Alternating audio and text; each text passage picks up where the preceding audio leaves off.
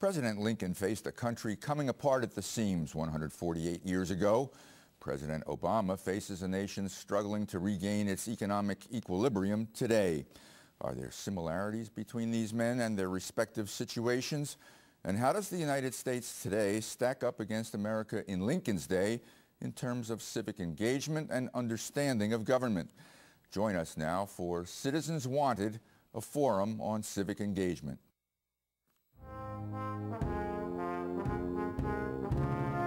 Funding for this program was made possible thanks to a grant from Advance Realty, a commercial real estate development, investment, and management company with an interest in civic engagement. Online at advancerealtygroup.com.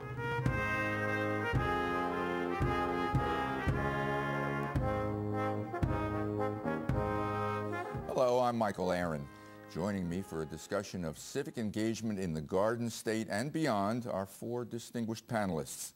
Dr. James McPherson, Princeton professor, Lincoln scholar, and Pulitzer Prize-winning author of Battle Cry of Freedom, the First Lady of the Commonwealth of Pennsylvania and U.S. Third Circuit Court of Appeals Judge Marjorie Rendell, former Chief Justice of the New Jersey Supreme Court James Zazzali, and joining us by satellite from Boston, civic education expert and executive director of the New Jersey Center for Civic and Law-Related Education at Rutgers, Arlene Gardner. Thank you all for being with us. Professor McPherson, let me begin with you. Are there parallels between what Lincoln faced and what Obama faces? Well, both of them face a major crisis. Lincoln faced probably the largest crisis this nation has ever experienced, a question of whether the United States would actually survive as one nation, indivisible. When he came into office, 7 states had already seceded and others were threatening to secede. And American soldiers at Fort Sumter were under siege by the Confederates in the Charleston Harbor. And when they fired on the American flag in Fort Sumter, that began a civil war that lasted for 4 years and resulted in the loss of more than 620,000 lives of Union and Confederate soldiers.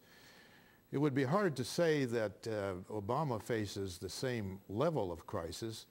What we face now is an economic downturn that may turn into a depression.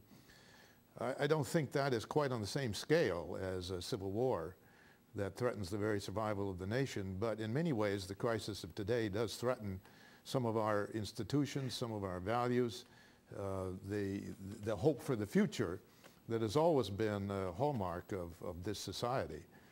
Does any of you see a parallel between what Lincoln faced and what Obama faces? Well, I think the crisis, as the professor said, is real. I think the difference, though, is that the crisis that we have now has simply come upon us very quickly.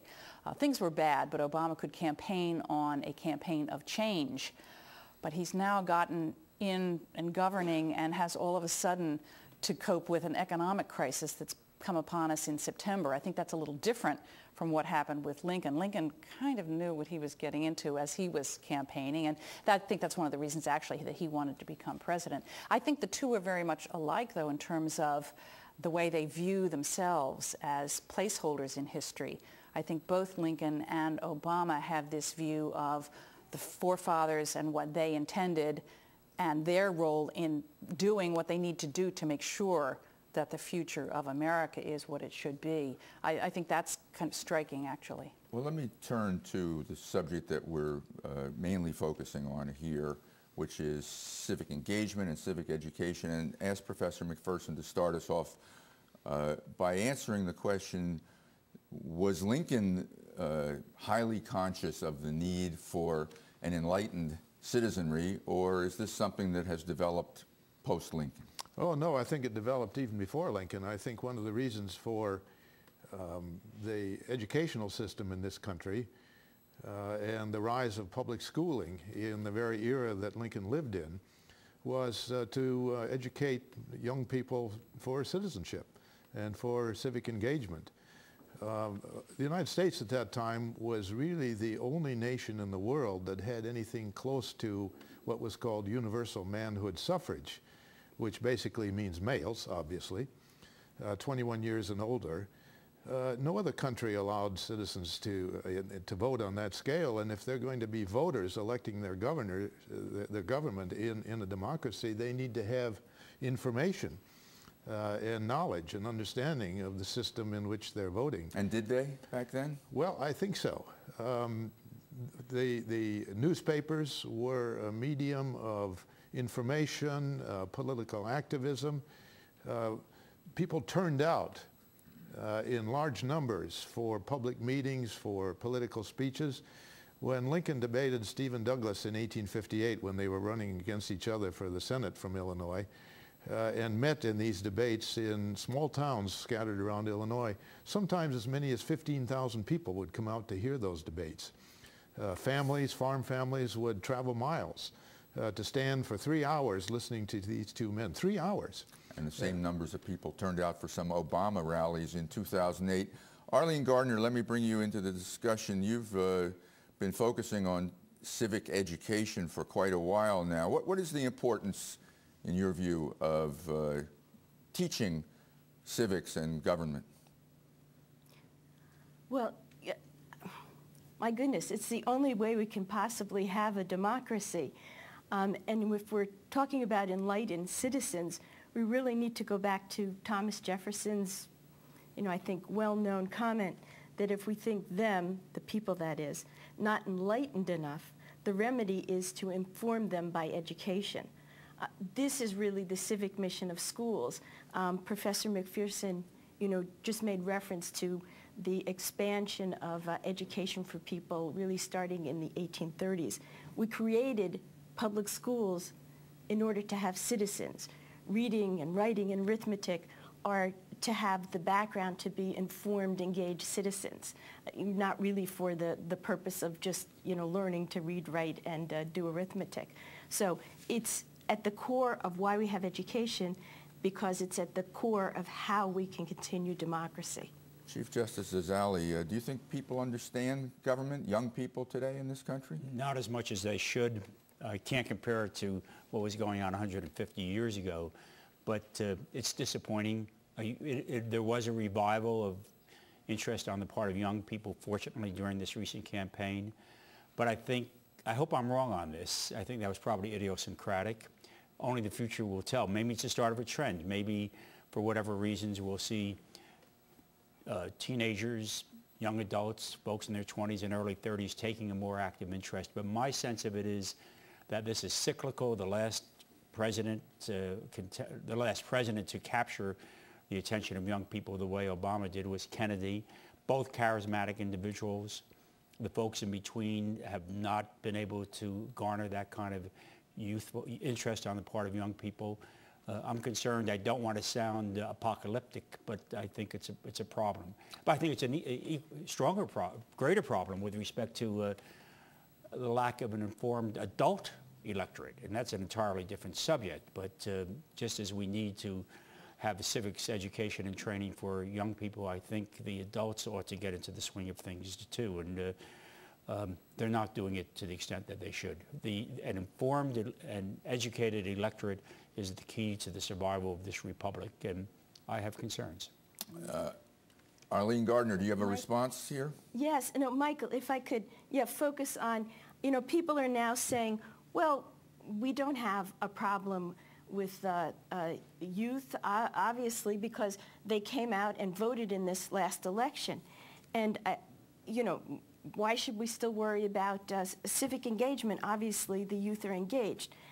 Well, when you sort of unbundle what happened in the last election, there was certainly an increase in youth participation, which is wonderful, and I'm hoping that it's not cyclical, that this is really how the future is going to be.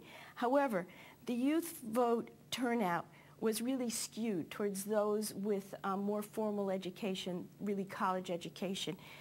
Those with a high school education or less, those with less than a high school education represented only 6% of the youth vote. This is compared to 14% of the vote from the general population. So although the youth vote was up, it wasn't up evenly. Not everybody was participating. More importantly, and Justice Zazzali really suggested this, voting alone isn't sufficient. For a healthy democracy, we need informed citizens. Yet, every national study that we've seen, most importantly this National Assessment of Education Progress, in civics, the last one of those from 2006 showed that less than a third of 8th grade students could identify the historic purpose of the Declaration of Independence, for example. A pretty basic question. Less than a third of the students could identify the purpose of the Declaration of Independence. Less than a fifth of the high school seniors could explain how citizen participation benefits democracy. These are two really basic questions, and the vast majority of our young people could not answer them properly. And for African American and Hispanic students, the likelihood of their scoring below proficient was even greater. So maybe there was more enthusiasm, which is wonderful, and I'm hopeful that it will continue, but we need informed citizens so that they're vigilant, not just voting. And the last comment is, really most people, especially young people, they were voting for Obama, but if they weren't actively engaged from the start, they really kind of decided at the last minute without a lot of background. Let me stop you there. Can I stop you there? Let me go to... Absolutely. Thank you. Let me go to Judge Rendell. You've made this issue your signature issue as First Lady of Pennsylvania. Yes. Why this issue? Well, it all came to me when I was supervising a naturalization ceremony. I mean, I had been a practicing lawyer and a judge, and I looked out on the new citizens. And the joy on their faces and the realization that they were about to become citizens of this country, it struck me. This doesn't happen anywhere else. We have a democracy that is amazingly valuable and unappreciated by those of us who are born here and just grow up in our democracy. We don't realize what a gift it is. We don't realize that our Constitution was crafted by people who came from a country where your birth and your property determined whether you had any life at all. We have a democracy that is so important, and it has to be enlightened. As Arlene said, the engagement and the enthusiasm of people, that's fine. But if they don't really understand that democracy means each of us has a responsibility and a role as a citizen, then democracy by 30% of the people isn't democracy. And so I've taken it upon myself and formed what's called PennCord, the Pennsylvania Coalition for Representative Democracy, where we're trying to improve the level of citizenship education, starting in kindergarten. That's when children learn their values, they learn who they are, where they fit in society. They need to know, starting out in kindergarten, I'm a citizen. I have a role and a responsibility. And it's not all about voting. Hopefully, if we teach them when they're young, then they will vote as a byproduct of their education, not as a measure of enthusiasm or excitement, but because they know it's their duty. Professor McPherson, what's your sense of the students who, well, I guess the students who come to Princeton are pretty well informed, but what's your sense of the level of understanding of government among young people today? Well, certainly the students I taught at Princeton have an appreciation and an understanding of it at a certain level. I think that probably higher than the average for most Americans of that age. I was able to teach and assume certain kinds of knowledge, but sometimes I would be surprised that they did not possess the kind of knowledge that I thought they should have possessed. So clearly there were gaps in their education, in their understanding, in their level of appreciation of, as Judge Rendell said, the fact that they grew up taking for granted their citizenship, their rights, meant that they didn't value them as much as they should have, I think. We're about a mile from the New Jersey State House, where Lincoln apparently spoke on the same day that 7 southern states seceded, I believe. Well, the southern states had already seceded. He was on his way to Washington to be inaugurated President of the United States, and he came here to Trenton on February 21st on his way to Washington and spoke to both houses of the New Jersey legislature. Spoke about what? Well, when he was here, he spoke about the threat to the Union. He appealed to them for their support of his presidency to try to preserve the Union. And he recalled reading when he was a boy about the Battle of Trenton and about the American Revolution and the dedication of the soldiers in the American Revolution to create the United States. And now the United States here in 1861 was threatened by the division of the country, the secession of the southern states. And he talked about the way in which all Americans were the heirs of that founding generation. And would they be worthy of that heritage? Would they be able to preserve the creation of the founding fathers now that it was under pressure, that it was under threat? Chief Justice Zazzali, you've gone to schools as Chief Justice or after being Chief Justice? Both. Both. I think you were one of the first... You're suggesting that's when I went to law school? No, I think you had that degree beforehand, but you felt some need to get out and interact with students and get the judiciary out of the judicial chamber? I did. On the court, I would talk to law students and young lawyers, emphasizing this is heresy, I suppose, that it's more important sometimes to read a good book than it is to write a good brief. Similarly, spoke to a number of college, Brookdale College, Bergen College, Rowan, spoken to grammar school classes, high school classes. It was fairly effective, but what concerns me is picking up on some of these themes. It's not just a matter, as Arlene has said, of civic education for the kids or for adults. I do think it's a huge challenge to reorient our educational system more strongly towards the humanities and the liberal arts. I know the computers are essential, but I think we're headed towards a nation of automatons if we're not careful. And I think Lincoln is the best example of that in terms of his love of reading, of history, of biography. He was a great president, a great writer, a great speaker, because I think of his early reading habits. And well, you can correct me if I'm wrong. Poetry and Shakespeare, and the Bible. And the Bible. And you see those biblical cadences in all of his later speeches. And the third part of it is, I think it's a cultural problem that we have to think about this culture, and it's especially for young people and their preoccupation, with all due respect, and I'll probably make enemies of a couple of my kids as well, the problem posed by junk movies, junk videos, junk video games, or plain old video games. Haven't there always been the equivalent of junk movies and junk video games? My kids are pretty understanding in terms of my feelings, and I think are doing just fine. But I think it's an enormous problem, and they spend less time in blockbusters and more time in the library. We'll all be better off. Arlene, Gardner. It's really not surprising that we don't have informed students, because we used to have civic education at the upper elementary, middle, and high school level. The greatest generation through World War II had civics at many points. We don't have in New Jersey a single requirement for a civics course. A few years ago, we did an inventory of civic education in New Jersey. This was of the school districts themselves. And such an inventory had never been done.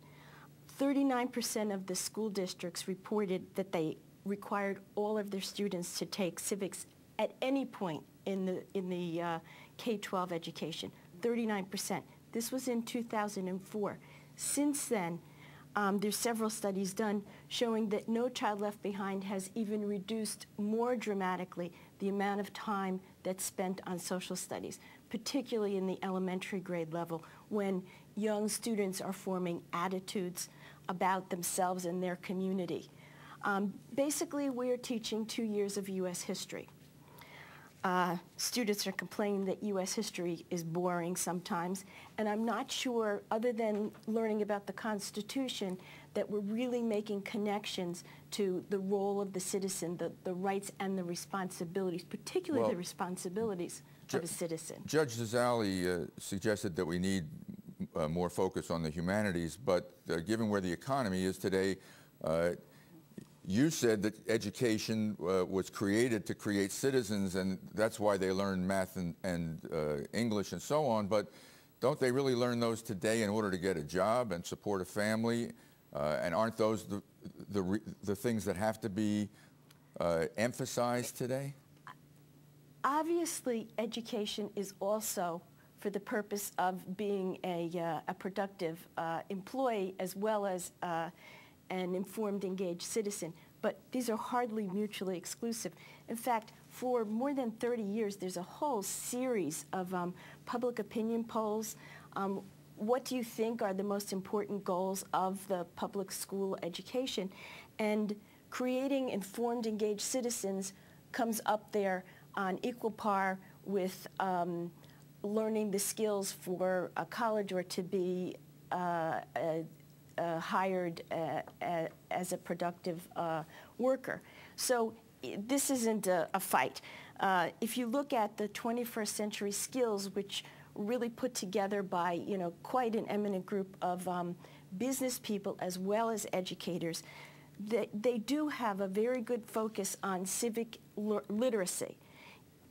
The goal of the 21st century skills, produced mostly by business people, is focused on civic literacy. Why? Because those skills that you need, the critical thinking, especially the problem solving, are not only essential for citizens, but they're also critical for the workforce. Let me stop you there. So we're talking about the same skills. Let me stop you there because Judge Rendell is nodding in agreement. Yeah, and I think that's what the Chief Justice was saying.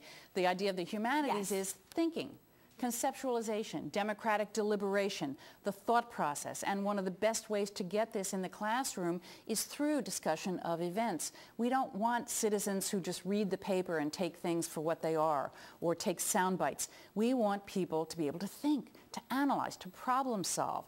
Critical thinking skills is what's developed through citizenship education. And that's really what is horribly lacking in our electorate. What do you think about, you say you don't want people who just read the newspapers, but newspapers themselves are giving way to the internet. They're dying. Right. What does that mean for an educated citizen? And that can be even worse because at least the newspapers, the people, the reporters have to have some skill set and check their facts. You go on the internet, you're going to find a lot of things that are just thrown in from people who really don't have information. And if our people can't think for themselves and sift out what is true and what is not, then they're getting information that is total misinformation. So it's these skills that I think citizenship education really develops. And if the newspaper industry, Mike, as we know it, disappears, we will be in serious trouble. That's for sure. And the internet is not an adequate substitute because I'm really concerned, among other things, about our communication skills, apart from problem solving, for the obvious reasons that I think have been discussed here. Professor McPherson, what's your take on this? There was no internet in Lincoln's day. People were relying on newspapers. Newspapers were the major medium of communication in that era, magazines as well. But one thing that was radically different then from today, and Judge Zazzali touched on this, there were no movies, no television, no commercial entertainment, no spectator sports. And so politics and political engagement and civic engagement was a form of popular entertainment as well as education and activism. People went to political speeches because there was nothing else to do. The citizenship was an end in itself. There weren't all the distractions that you have today. So people spent much of their time engaged in the world of everyday activities, and there were frequent elections, far more frequent than now. Elections didn't all take place in November. Some places would have elections in the spring, some would have them in other months. Elective offices at the local level were sometimes the elections were held at different times than for the state or national level. So there was a kind of constant process in which people were engaged in that process in a way that just doesn't happen today. We're almost out of time. Quickly, what would Lincoln think today if he were here of the level of awareness of government and politics? Well, I think he'd be disappointed. When he was elected president, 83% of the electorate participated in that election.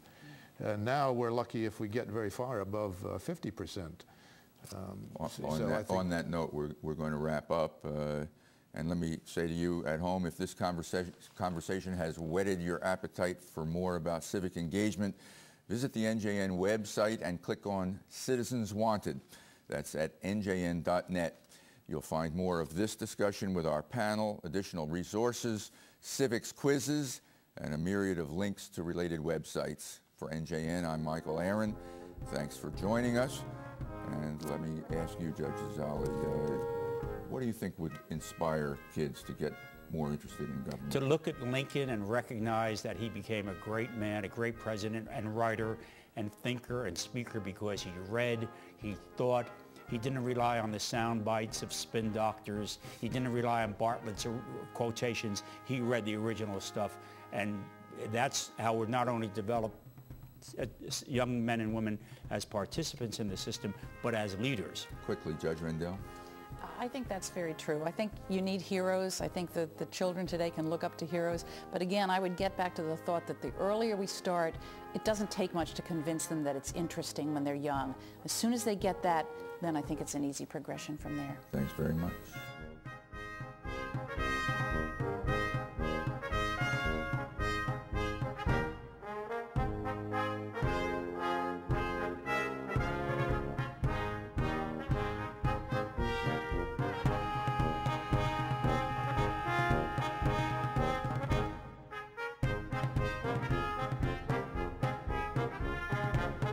Funding for this program was made possible thanks to a grant from Advance Realty, a commercial real estate development, investment, and management company with an interest in civic engagement. Online at advancerealtygroup.com.